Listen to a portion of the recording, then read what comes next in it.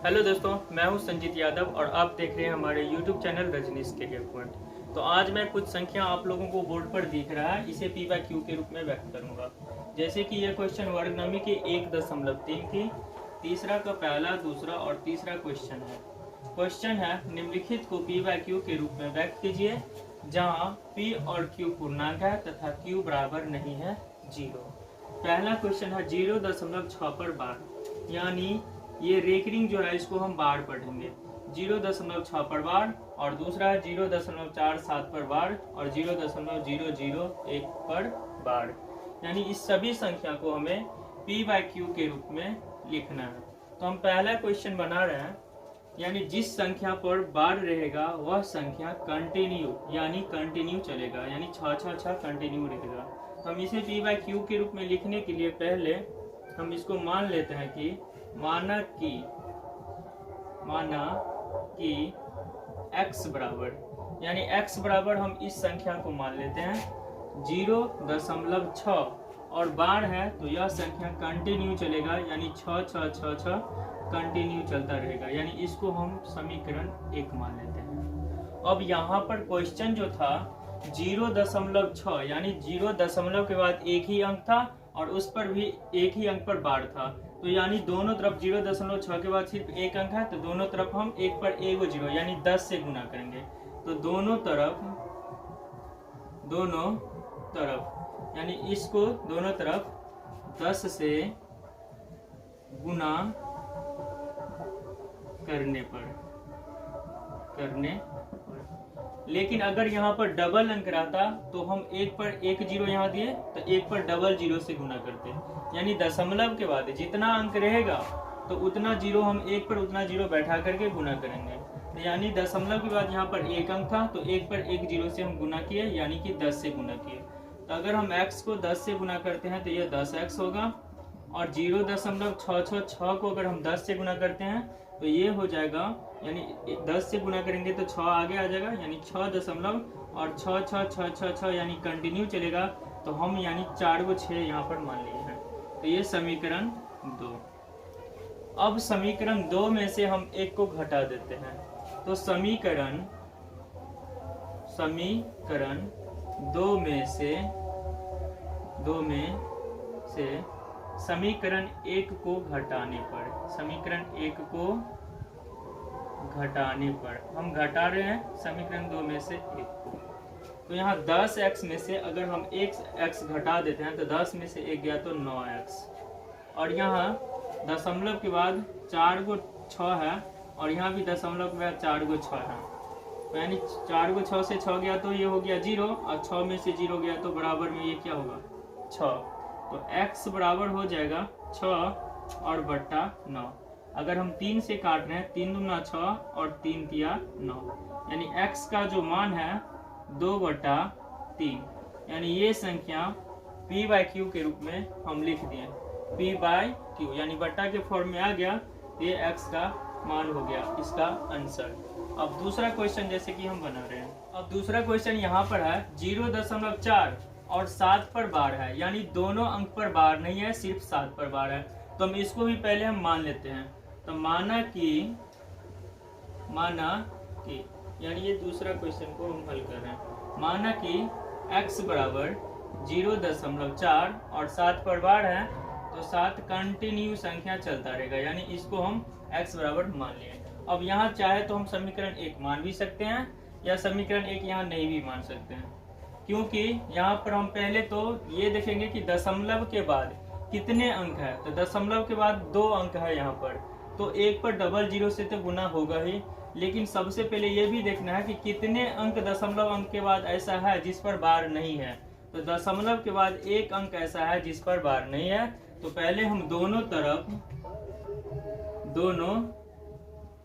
तरफ एक पर एगो 0 से हम गुना करेंगे, क्योंकि दशमलव के बाद एक अंक ऐसा है जिस पर बार नहीं है। तो हम पहले एक पर एक 0 यानी 10 से गुना करते हैं, तो दोनों तरफ 10 से गुना करने पर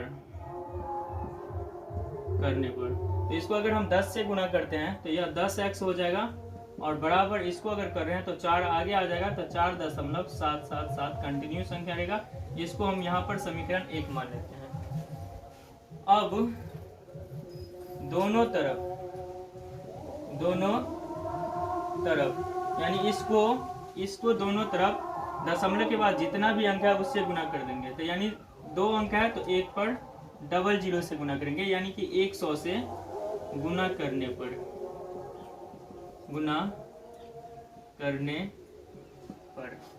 तो इसको हम 100 से गुना करते हैं तो ये 100x हो जाएगा। और बराबर अगर इसको कर रहे हैं तो 47.7777 यानी ये लगभग में कंटिन्यू साथ साथ आधा रहेगा। तो इसको हम समीकरण 2 मान लेते हैं। अब समीकरण 2 में से 1 को घटाने पर, वैसे ही जैसे पहला सवाल बनाए थे, तो समीकरण 2 में से 1 को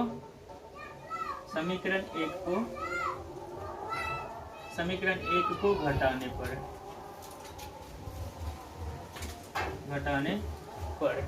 इसको हम घटा देते हैं। तो 100x में से अगर 10x को हम घटाते हैं तो 90x हो जाता है। और ये 0.77 से ये 0.77 घट गया तो 0 आएगा।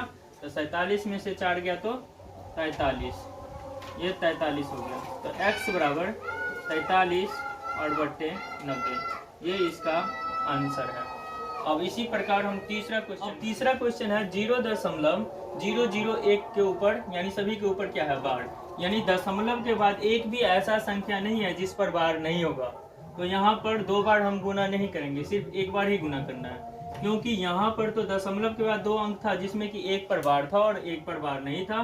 तो पहले 10 से गुना करना पड़ा था और उसके बाद 100 से किए थे। लेकिन यहाँ दशमलव के बाद जितने भी डिजिट है सभी पर क्या है, बार है। तो यानी कि 1 बार ही हम गुना करेंगे। तो इसको हम मान लेते हैं,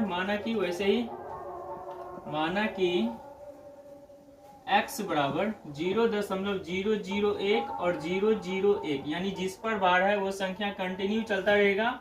यानी डॉट डॉट में समीकरण इसको हम 1 मान लेते हैं। अब दोनों तरफ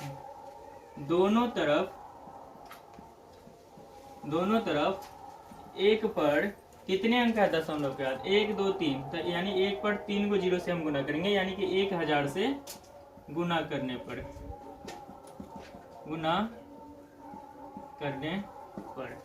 तो 1000 से जो गुना करते हैं तो ये 1000x हो जाएगा, 1000x।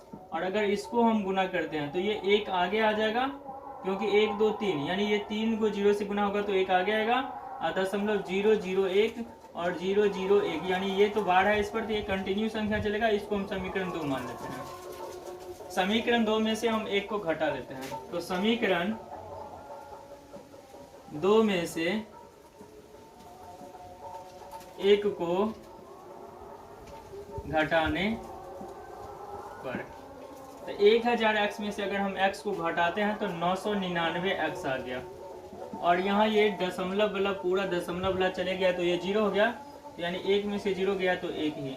तो x का जो मान आया वो 1/999, यानी ये इसका आंसर है। यही PYQ के फॉर्म में है।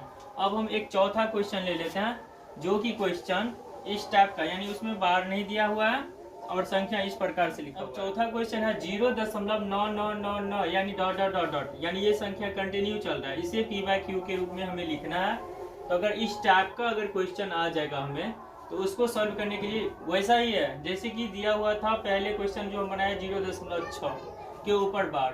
तो 0.6666 कंटिन्यू लिखे थे, तो वो कंटिन्यू यहाँ पर लिखा हुआ ही है। तो इसको हमें सीधे बना लेना है। अगर हम इसको इस फॉर्म में लिख देते तो भी चलता, यानी 0.9 पर बार भी लिख देते तो भी चल सकता था, क्योंकि 0.9 के ऊपर बार ही है, उसी को 999 कंटिन्यू यहाँ पर लिखा गया है। तो इसको हम मान लेते हैं कि माना कि x बराबर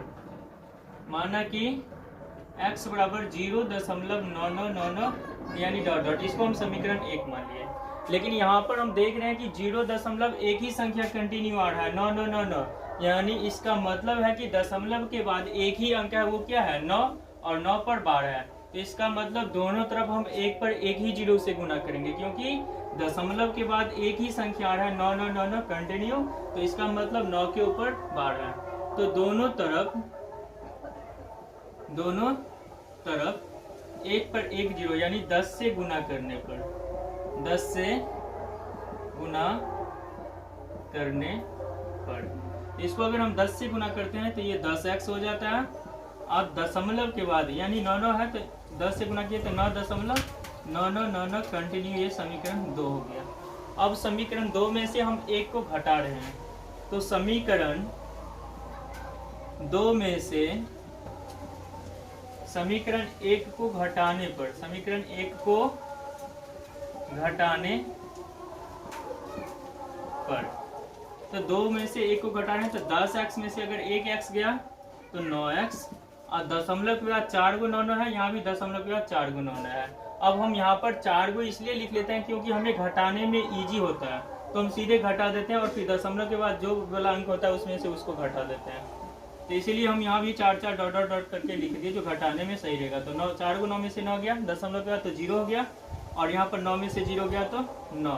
तो x का जो मान आया 9/9, 9 का 9, 9 का 9, 9 से 9 कट गया, यानी x का मान जो आया वो 1 आया। तो यहाँ इसका आंसर 1 होगा।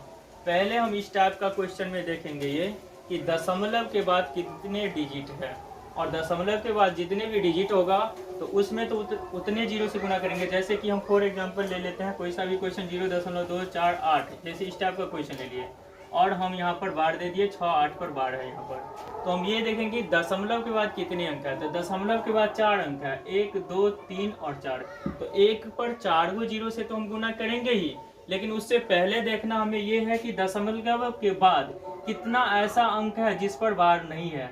तो यानी 2 ऐसा अंक है जिस पर बार नहीं है।